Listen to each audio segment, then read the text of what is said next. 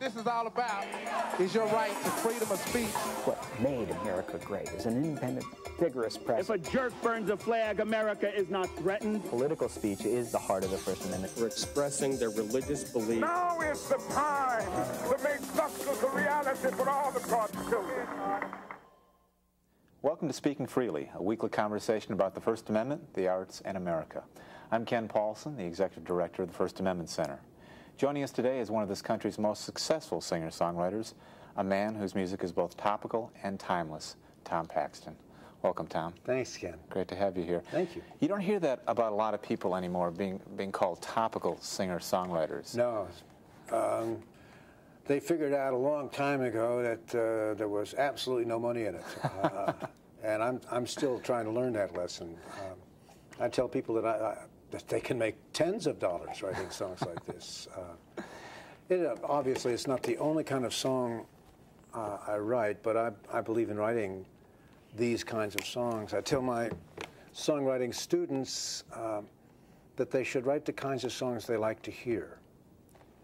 And then they're more surely going to be writing their best songs.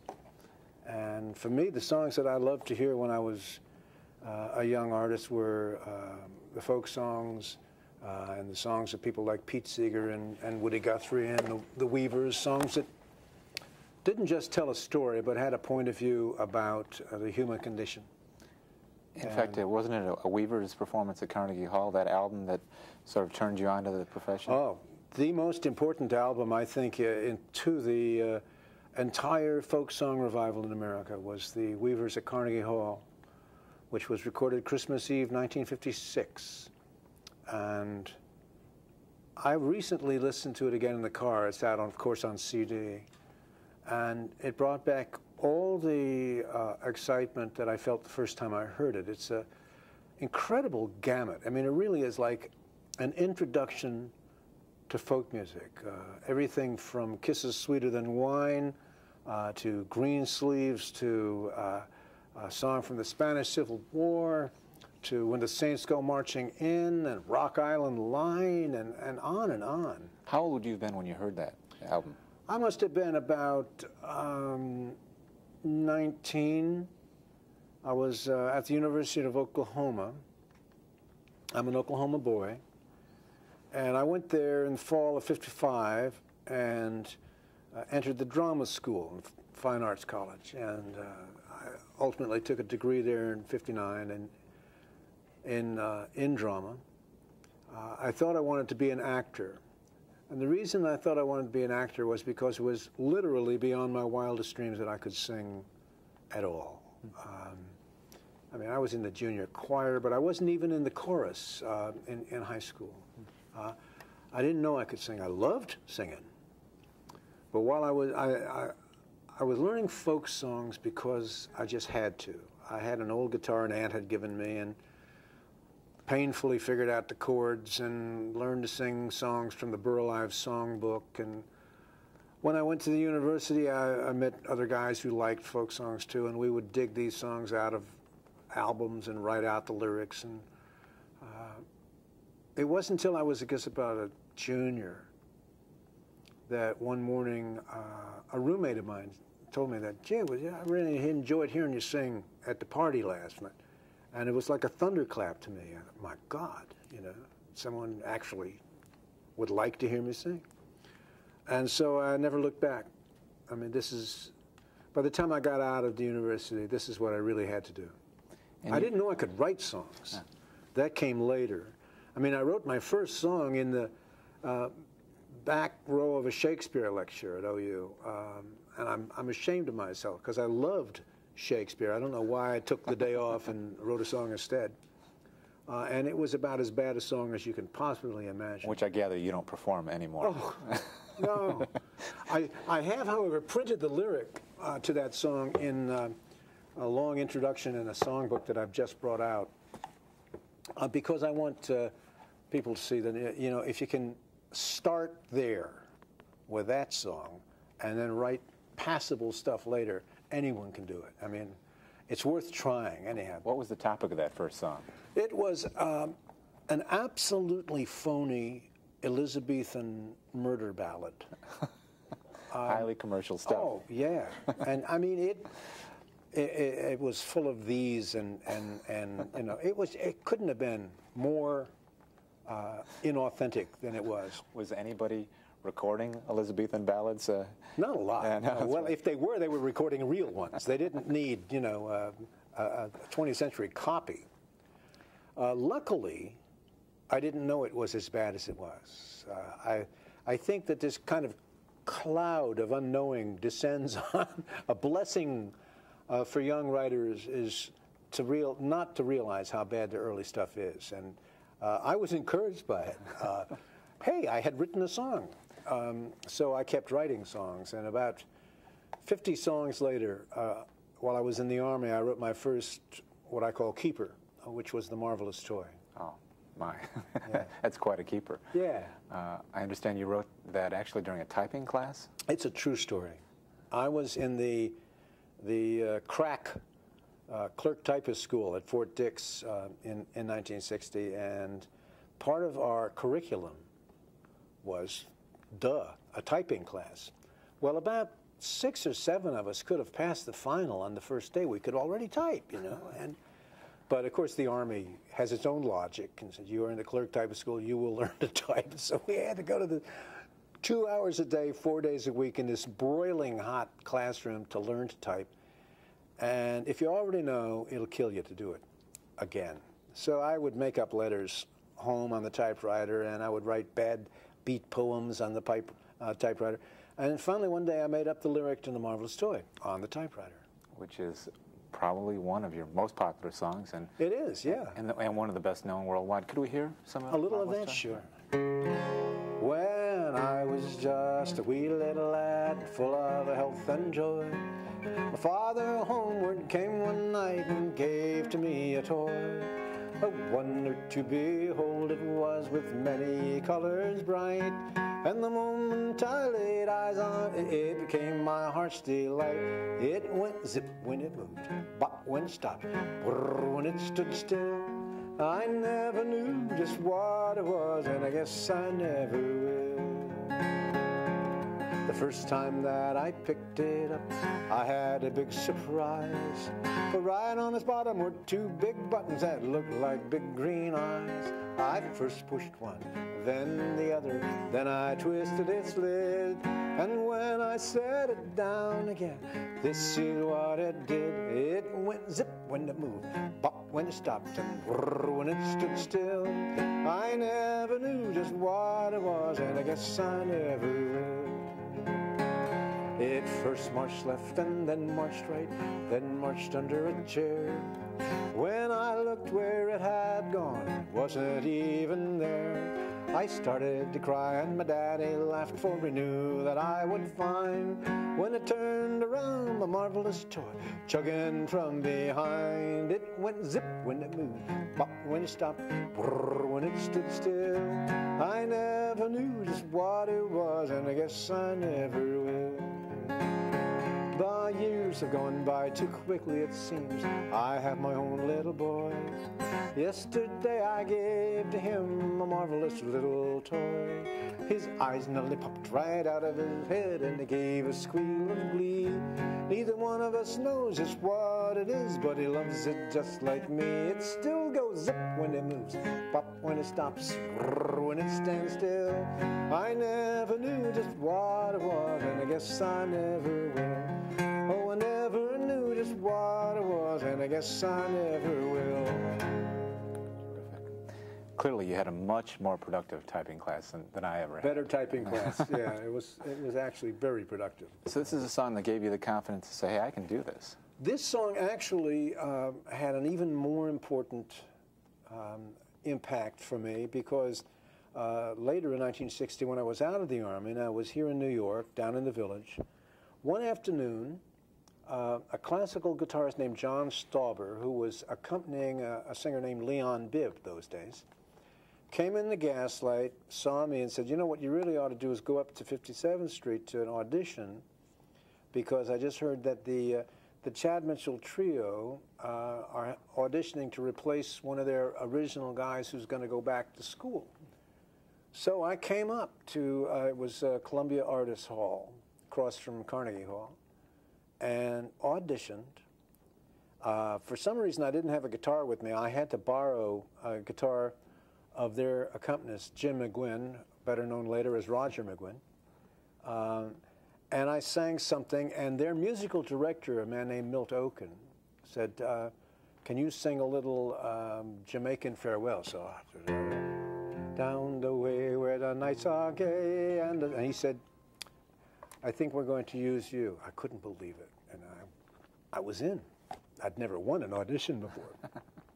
And it was explained to me that we would rehearse for a week and see how it went. And at the end of the week, unfortunately, it was decided that my voice didn't blend with theirs, and I was not experienced enough to be able to adapt. So reluctantly, they had to let me go, which was devastating. But in the meantime, I had sung The Marvelous Toy during a break in rehearsal one day, and they loved the song, eventually recorded it and had a hit with it. And that day, Milt had to tell me that they were going to have to let me go. But maybe to soften the blow or whatever, he said, but I love your song. And the boys would like to record it, I'm sure we'll record it. And I would like to hear anything else. I'd like to publish the song, and I'd like to hear anything else that you write. And so that more than wiped out the disappointment. I mean, from that day on, I thought of myself as a songwriter. Was that the opening in the Chad Mitchell trio that John Denver eventually? No, Joe Frazier. Joe Frazier. So I guess it was a cycle. Yeah, John Denver replaced Chad when he left. Which is a much tougher thing to do in the Chad Mitchell trio. At the time, were you writing political songs? Yes, I was. The first political song I wrote also in typing class at Fort Dix. And it was not a very good song, but it was a song with a political point of view called Mr. Woolworth. At that time, there were picket lines around the Woolworths stores in the North in support of the sit-ins in the South. And so I wrote a song called Mr. Woolworth. And the only reason it's worth remembering is that it was the first song I wrote on a political, from a political point of view. I wouldn't be able to sing 3 words from it for you. Did you have to be irritated by something to prompt a political song? I mean, is it something that's well, it driven helps. by emotion? It helps to be irritated or amused. Right. You know, I've never really attained the kind of disinterested even-handedness that your ideal journalist is supposed to have. I think I belong more on the op-ed page than or the editorial page. Although, who was it? Somebody once said that all editorial writers do is come down from the hills after the battle and bayonet the wounded. But I kind of belong in that crowd rather than your dispassionate, objective reporter. Well, that crowd included people like Bob Dylan, Eric Anderson, and others who you walked in with Phil Oakes and others. You walked into an environment in Greenwich Village. I was actually like the first of them. Yeah. And I had no idea of that then, but Dave Van Ronk pointed out to me recently that I was the first one to be actually writing songs a lot since Woody. And of course, it was Woody who inspired me. Right. You can really argue that without Woody, none of us would be doing what we do. Without Woody and Pete, surely none of us would be doing. Given your Oklahoma roots, were you exposed to a lot of Woody Guthrie? No. Actually, I grew up in a town called Bristow, which was 26 miles, I think, from Okemah, Woody's birthplace. But I knew nothing of Woody Guthrie until I went to school, to OU. We did know So Long It's Been Good to Know You, because that had been a pop hit song with different lyrics that I think Woody wrote. in order to make it more popular. But I didn't know of Woody Guthrie until one day in a record store. There was this folk music thing, Woody Guthrie. And in those days, you could go and listen to in a booth. So I listened to a little of Woody's album, California to the New York Island. And I thought, what? This guy can't sing at all. This is terrible.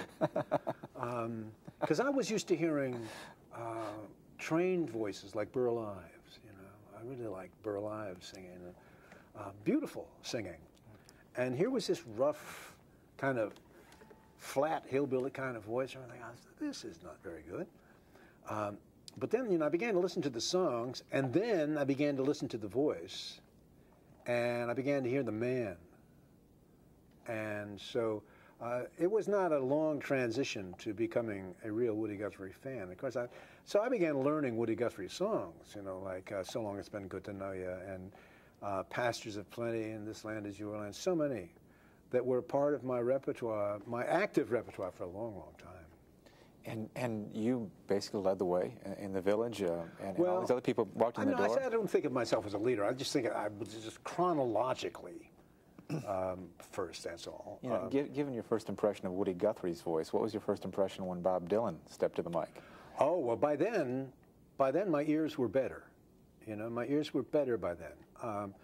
One night in Greenwich Village, there used to be a club called Gertie's Folk City.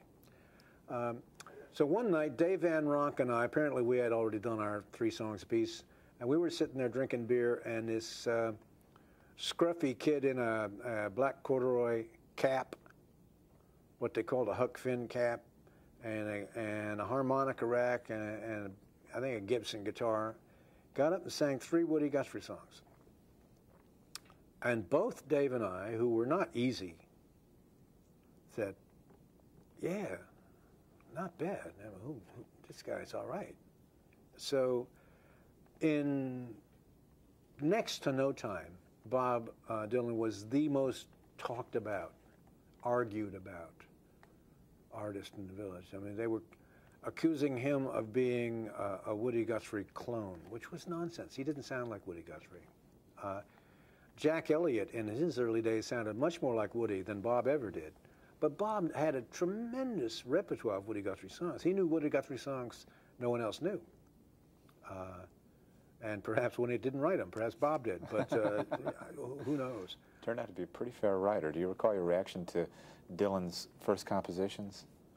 Oh, yeah. I liked his writing right from the beginning.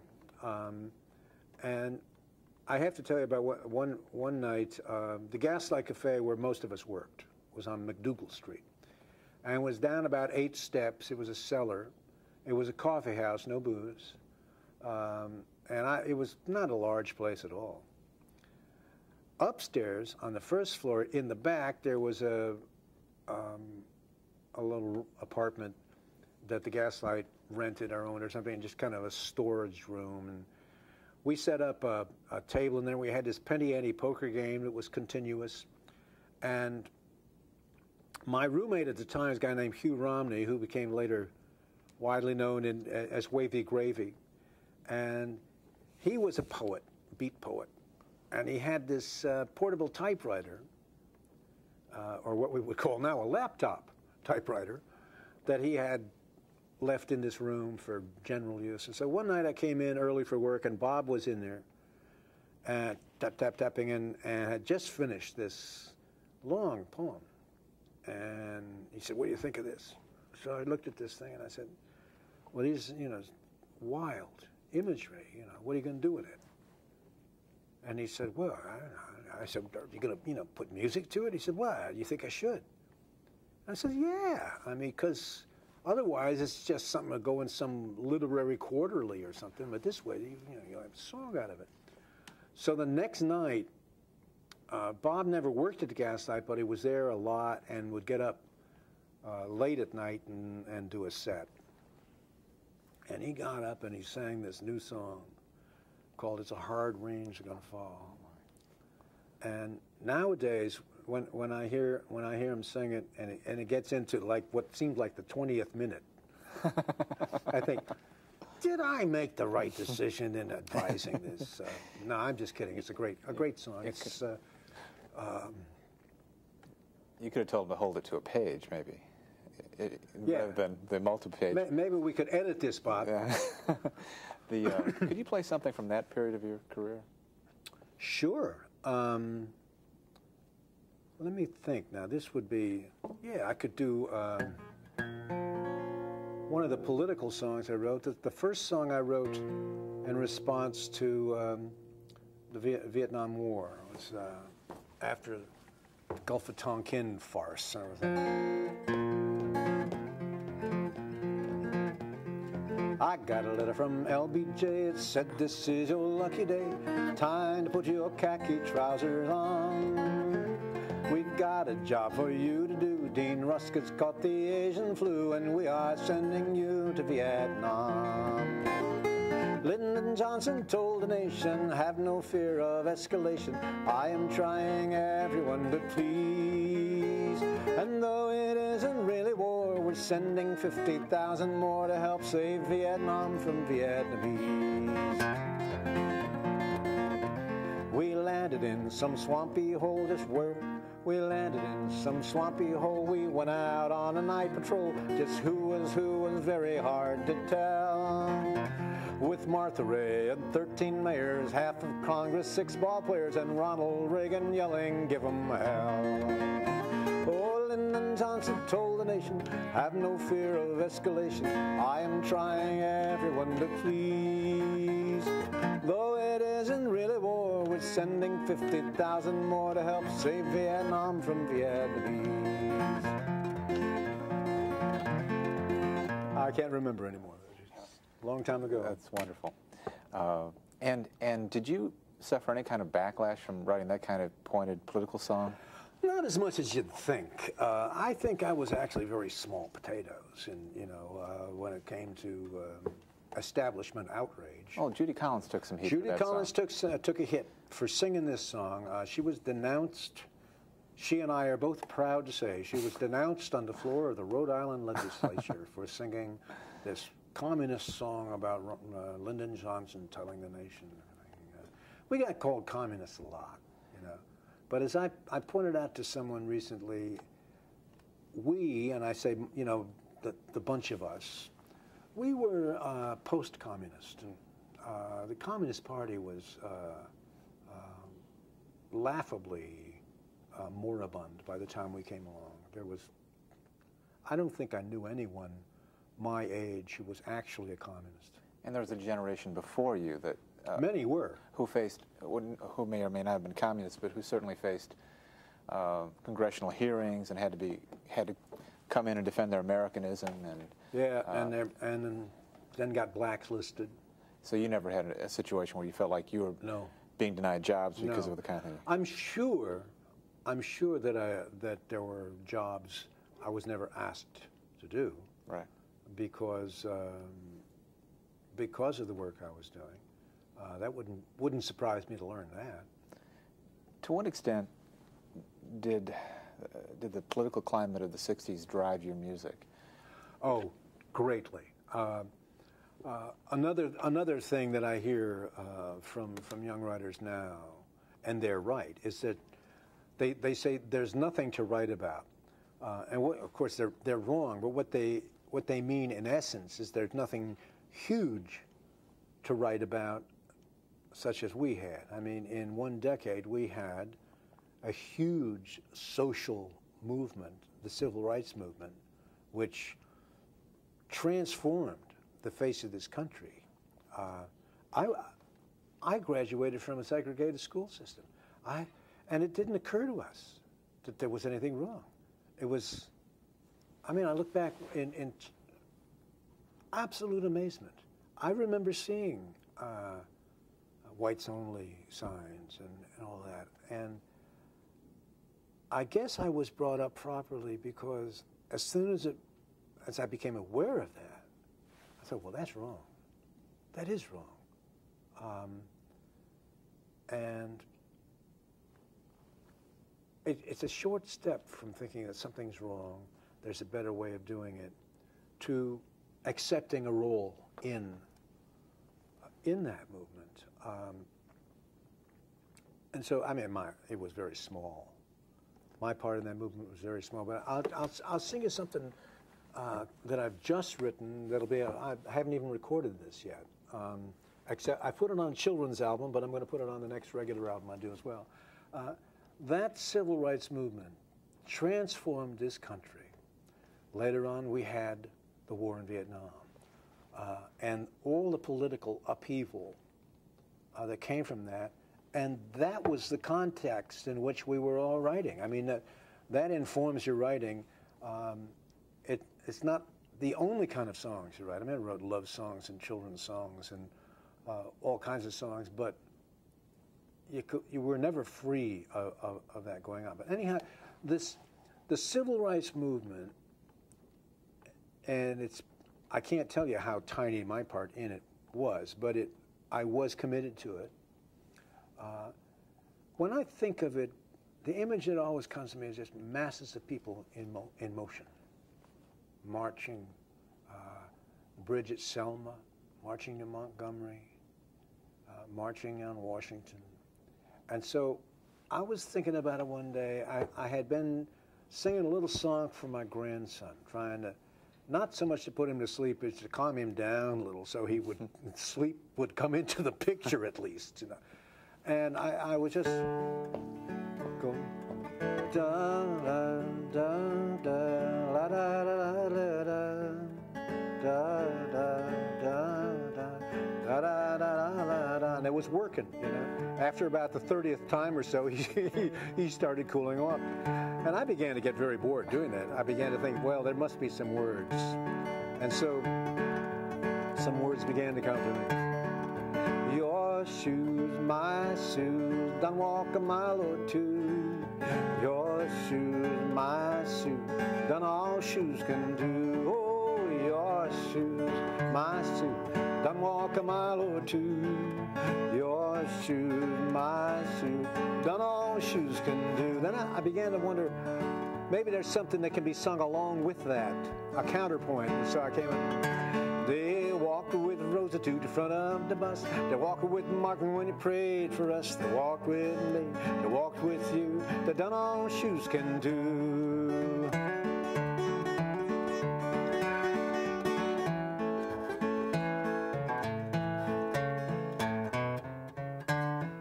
They got no laces and the heels broke down, so thin that your feet hit the ground. Can't hardly tell if they're black or they're brown, but they're good enough to get us glory. It's your shoes, my shoes, done walk a mile or two. Your shoes, my shoes, done all shoes can do. Oh, your shoes, my shoes, done walk a mile or two. Your shoes, my shoes, done all shoes can do.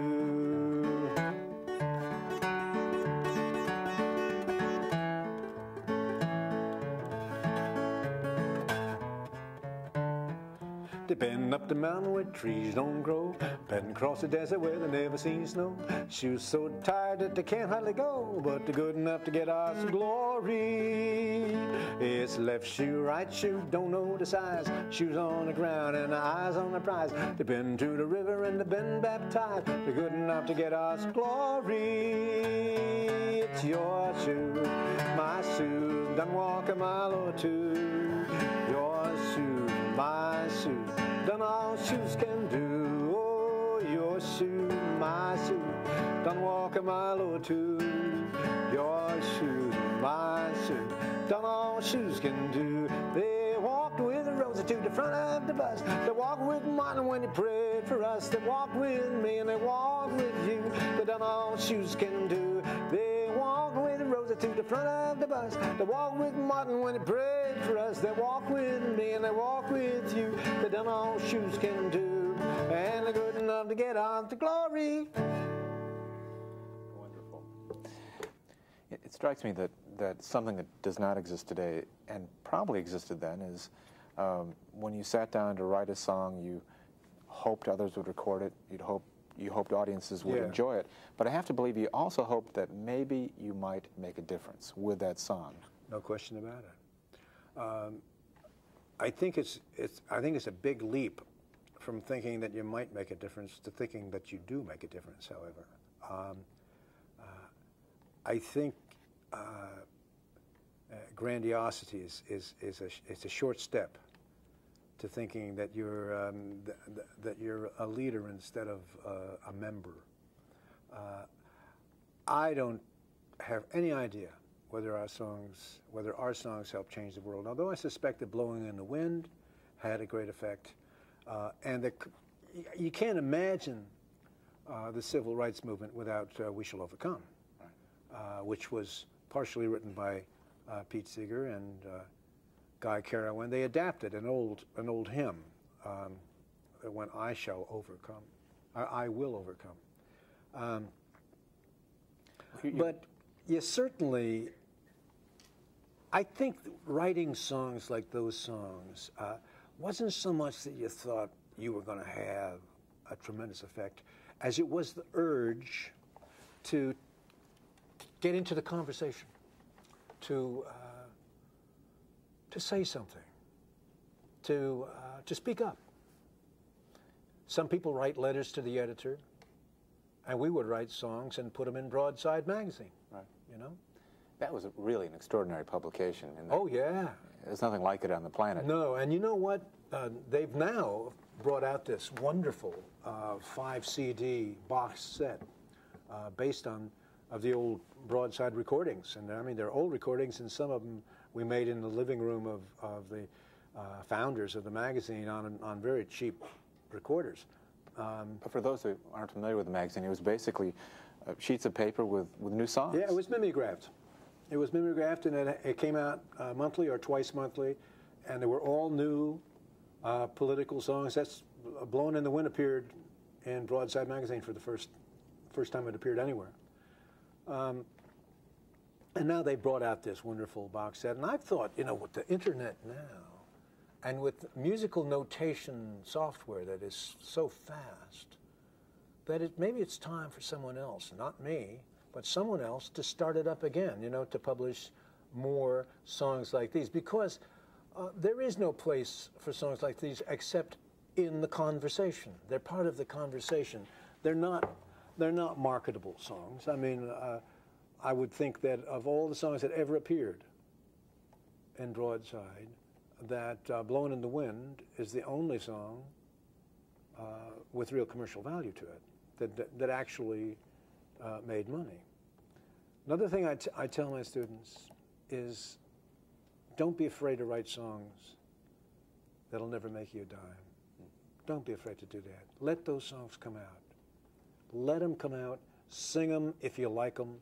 You know, if you really devote yourself to the craft, and dare I say it, to the art, you know, to the calling of writing songs, and think of it as more than a business.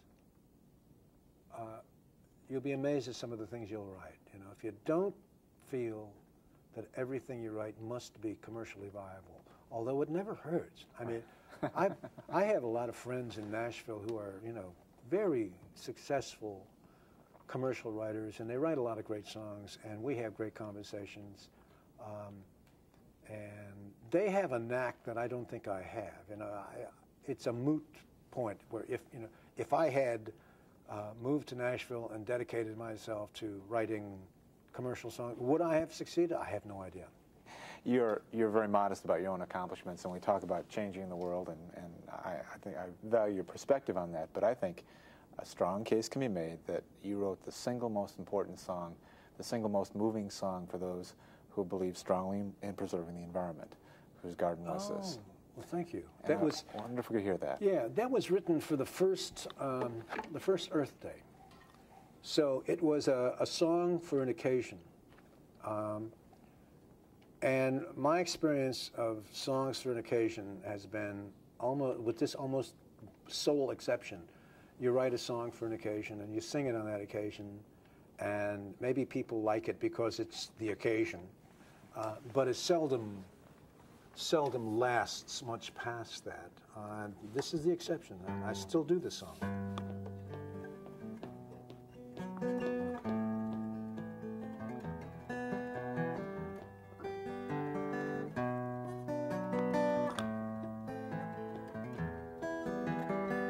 Whose garden was this? It must have been lovely. Did it have flowers? I've seen pictures of flowers, and I'd love to have smelled one. Whose river was this? You say it ran freely. Blue was its color. I've seen blue in some pictures, and you tell me you've been there. Ah, tell me again, I need to know. The forest had trees, the meadows were green, the oceans were blue, and birds really flew. Can you swear that was true?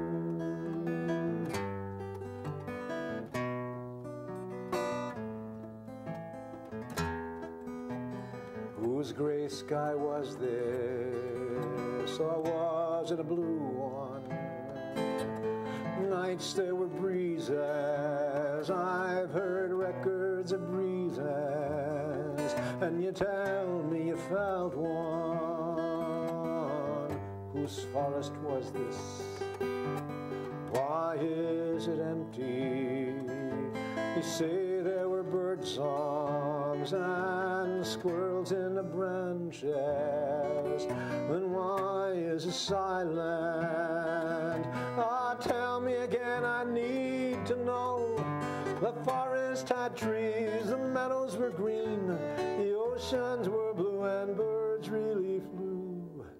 And you swear that was true.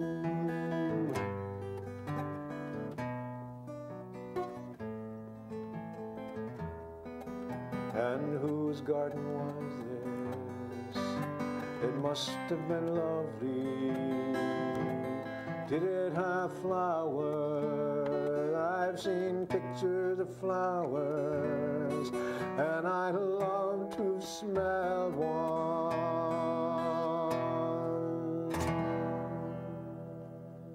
Extraordinary. It holds up very well, doesn't it? Thanks. I have to believe that after the 60s, if that drove much of your writing, that there had to be a period where you weren't quite sure what direction to go with your career. I think the audience changed, and yeah, it did. I just kept going, kept working, kept writing songs. I know that the end of that period, or to be more specific, the end of the war in Vietnam, was exhilarating. And then for Phil Oakes, it was he did feel lost because of all of us, Phil was easily the most political, the most radical animal of our crowd, and it was like a huge enemy had just disappeared, and I think it left him feeling at loose ends, wondering what to do. I didn't wonder so much, Ken, to tell you the truth. I had a family. You know, we had kids. I had bills. I kept working. I worked everywhere. I had a good career going for myself in Great Britain and Europe a little bit. I did tours there every year. They were very successful. So I kept going.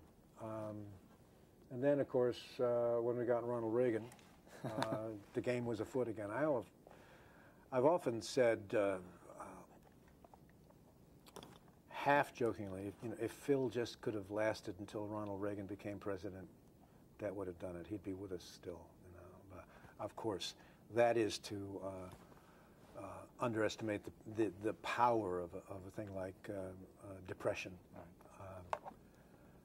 But when Reagan came along, there was many more songs to write. So are some presidents more inspirational for you than others? You mean, was Ronald Reagan more inspirational than Jerry Ford? Yes. Yes. Did you ever write a Jerry Ford song? I don't think so. I don't think so. I wrote a song about Jimmy Carter, whom I liked, by the way. I mean, I voted for him twice. but I wrote a song about him and his confrontation with the swimming killer rabbit. You know, I think that was the only Jimmy Carter song I wrote. Are you able to conjure up a little bit of that? Sure. President Carter got into his boat, wasn't in a hurry, wanted to float. Think about the country, think about sin. Along swam a rabbit and he tried to climb in. And what did Jimmy say? I don't want a bunny wunny in my widow old boat, in my widow old boat in the pond. For the bunny might be crazy and to bite me in the throat, in my widow old boat in the pond. Then I get the audience to sing it with me and everything. Arlo Guthrie did a fabulous recording of that. They don't write songs like that No, they anymore. don't. And there's a reason, I think. That's wonderful. And the election of 2000 has occurred. We have a new president, but did you check in during this election season? I did. I wrote one song for the election season. We had one bush had we, and one was more than enough for me. This bush is a couple leaves shy of a tree. Let's leave this bush in Texas. They have more need of bushes there. They need bushes like I need hair. So my solution is more than fair. Let's leave this bush in Texas. Oh, here's an agenda we can push. Let's not beat around this bush. Let's spare this country a pain in the tush and leave this bush in Texas. Oh, Texas can be short on grass. West Texas has no trees. Alas, there's another rhyme here, but let that pass and leave this bush in Texas. Oh, leave this bush in Texas. Terrific. Didn't work. Well, if you'd toured Florida just a bit more, that might have would have done it. You might have made the difference. Are some songs 538 votes it would have got. are some songs so topical and still so funny that you can do them after the? Yeah, sometimes there are topical songs that have by far outlived their topicality. You'll still hear in a country. A traditional country concert. It's not at all uncommon to hear the song about Amelia Earhart, Happy Landings to Amelia Earhart. You know, I'm sure that half the audience has no idea who Amelia Earhart was even, but the song is still sung. The wreck of the old 97, there was an old 97, you know, that did crash. So sometimes songs outlive their immediate topicality. I'm having a kind of an experience like that with a song I wrote a few years ago about two of Virginia's most famous lovers. I'm still singing the song. Oh, my wife's name is Lorena, and you really should have seen her. She's beautiful is what I always said. My name is John Wayne Bobbitt. I work hard at my job. It was my right to have a little fun in bed. Well, she wasn't in the mood then, and she must have gotten rude then, and I must have gotten rude then, and I guess I got a little out of line. I was finished, I was sleeping when Lorena came and creeping, and she took something important that was mine.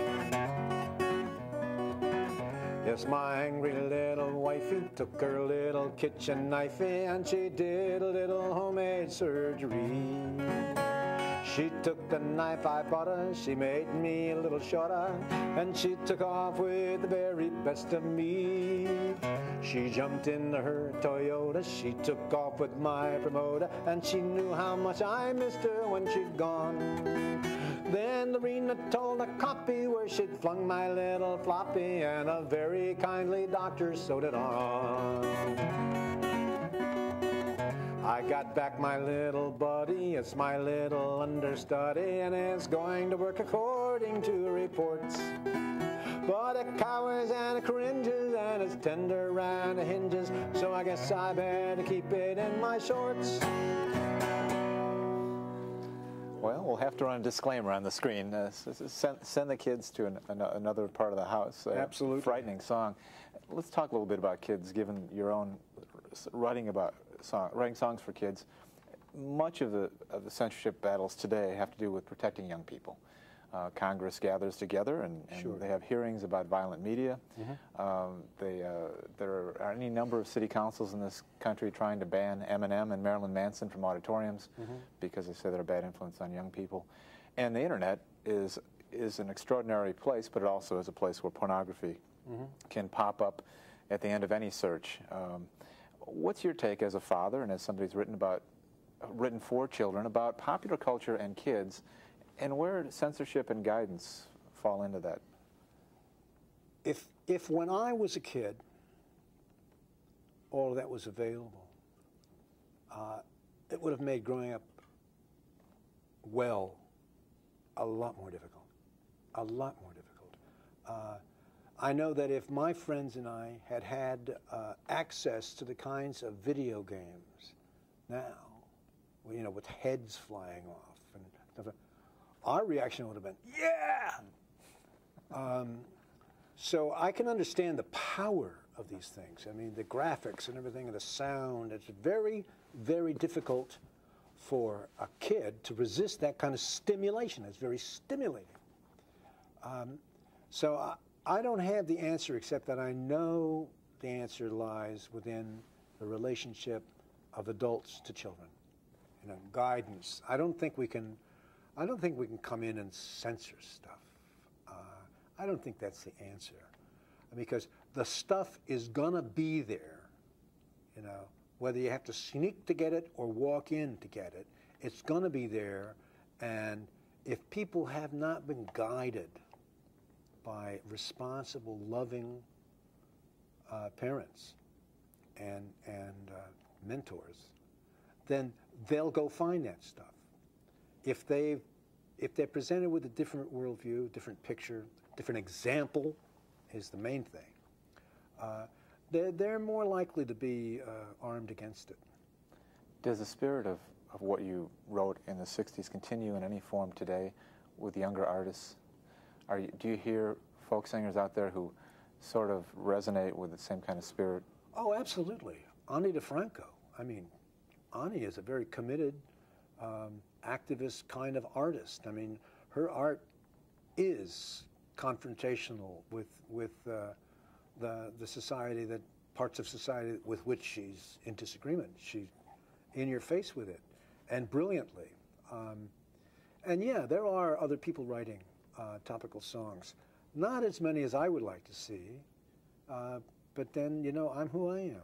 So, I mean, I can't impose my own worldview on things. But as I said earlier, I think it would, if we had the medium, if we had another broadside in some form where songs could be printed and recorded and heard that would address issues, I think you'd see a tremendous outpouring. Because for one thing, the number of young people writing songs is 1 trillion times what it was when I was a kid. I mean, people didn't write songs very much. I mean, only professional songwriters wrote songs. And then, of course, rock and roll changed that. Lennon and McCartney in particular. Yeah, Buddy Holly. Oh, yeah. Buddy Holly, you know. See, Elvis didn't write songs. Elvis was an artist in the old style. He came in the studio and they handed him songs. Here, Elvis, do this, do that, do this. And, of course, he brought his own performing genius to it, but he didn't write the song. Although he sometimes negotiated his name onto the writing credits. Oh, yeah, but you can take it to the bank that he never wrote any of it. That was all commercial. Right. What about what is arguably the most political music today, rap? What's your take on rap?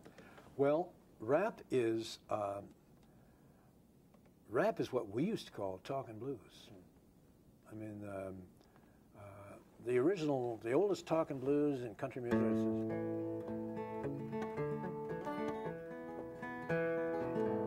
let's see. I was down in the hen house on my knees, thought I heard a chicken sneeze. wasn't nothing but the rooster saying his prayers and thanking the Lord for the hens upstairs. And it goes on from there. And then Woody Guthrie wrote a lot of talking blues, and then Bob Dylan wrote a lot of talking blues. And the talking blues is nothing but poetry or verse, doggerel, set to an accompaniment. I've written many, many talking blues over the years, including one that I wrote back in the Vietnam War about all the pot that was being smoked in Vietnam. It was very popular for a while.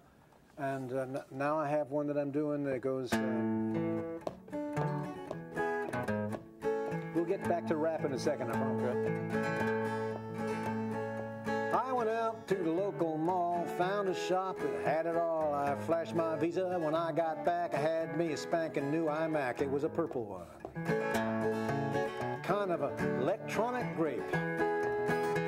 I had me a printer, I had me a scanner, remote, and the fax and the calendar planner, word processor, spreadsheet, and yes, I had both solitaire and chess. I had it all. I had the whole package. I had everything but the first clue.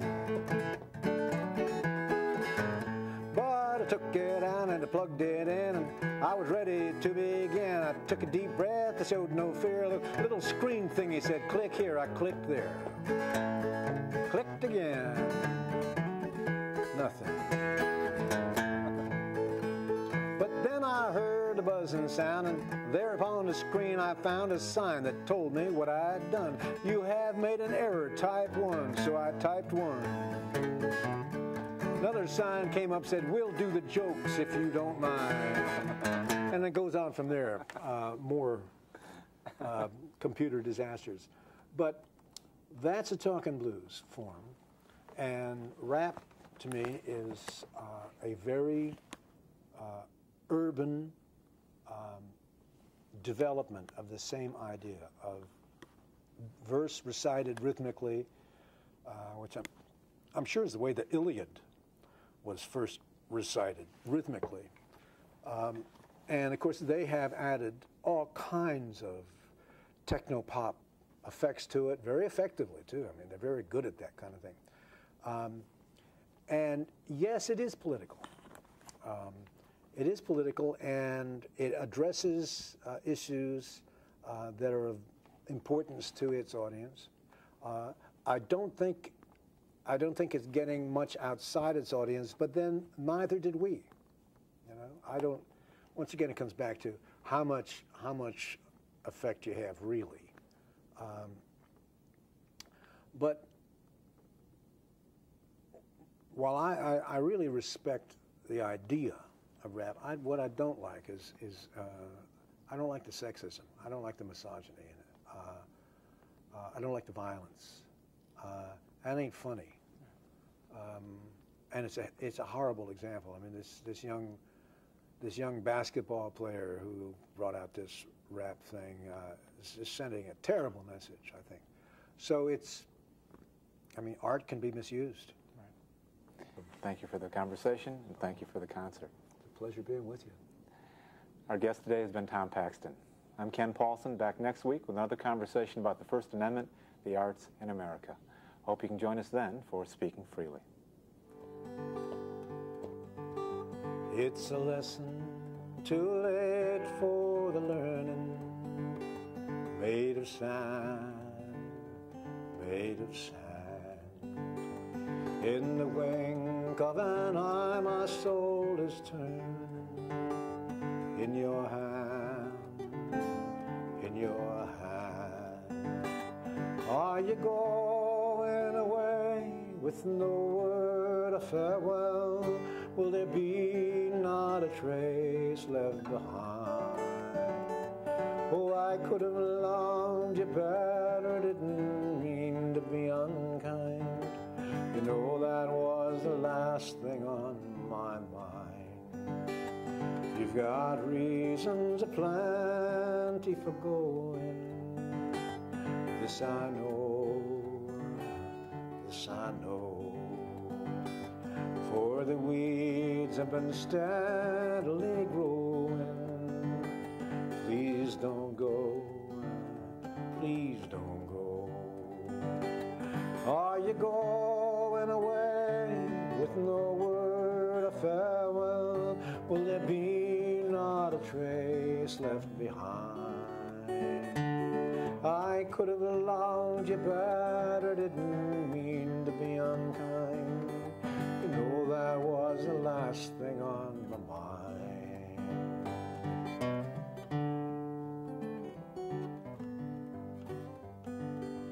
As we walk, all my thoughts keep a-tumbling round and round, round and round.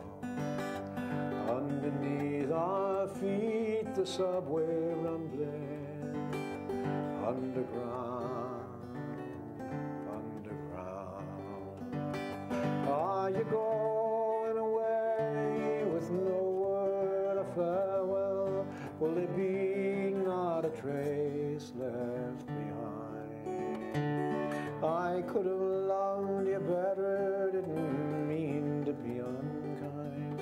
You know that was the last thing on my mind. As I lie in my bed in the morning, without you, without you. Each song in my breast dies a morning, without you, without you. Are you going away with no word of farewell? Will there be not a trace left behind? I could have loved you better, didn't mean to be unkind. You know that was the last thing on my mind. That was the last thing on my mind.